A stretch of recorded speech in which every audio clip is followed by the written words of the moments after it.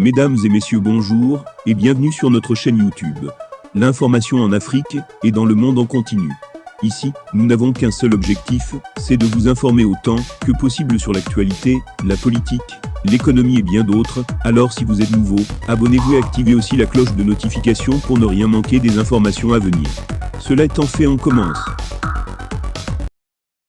Les auteurs du coup d'État du 30 au 31 mars 2021 ont été mis au arrêt par le chef d'état-major des armées, le général des armées Salifou Modi. Ce coup d'État a été perpétré lors de la cérémonie d'investiture de Mohamed Bazoum qui devait remplacer son homologue qui était au pouvoir. L'affaire de la tentative du coup d'État, dans la nuit du 30 au 31 mars 2021 continue de faire parler d'elle.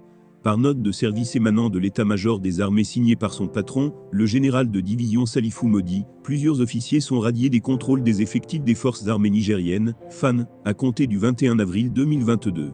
Il s'agit de colonel-major de Jibo Amadou en service à l'état-major des armées des forces armées nigériennes, colonel-major Aboubakar Oumarou Danazoumi et lieutenant-colonel Sédou Murtala Diori, tous deux en service à l'état-major de l'armée de terre des forces armées nigériennes, capitaine Sani Saleh Gourouza en service à la base aérienne 101 de l'état-major de l'armée de l'air des forces armées nigériennes, lieutenant Abdourahmane Morou Idrissa en service au commandement des opérations spéciales des forces armées nigériennes, et lieutenant Boubacar Bagouma en service à la 533e compagnie mécanisée du 53e bataillon inter-armes des forces armées nigériennes. À leur encontre, la hiérarchie militaire évoque faute grave, dans le service et faute grave contre la discipline. Le lien est tout de suite établi avec la tentative de coup d'État, dont le présumé cerveau de l'opération avortée avait été identifié en la personne du capitaine Sani Saleh Gourouza. Ces radiations, faut-il le faire remarquer, interviennent un an après les faits qui se sont produits à Niamey, dans la nuit du 30 au 31 mars 2021, à 48 heures de l'investiture du président Mohamed Bazoum fraîchement élu à la magistrature suprême du pays à la suite d'élections démocratiques attestées par les observateurs nationaux et internationaux. Il aura donc fallu 12 mois d'investigation pour en arriver là.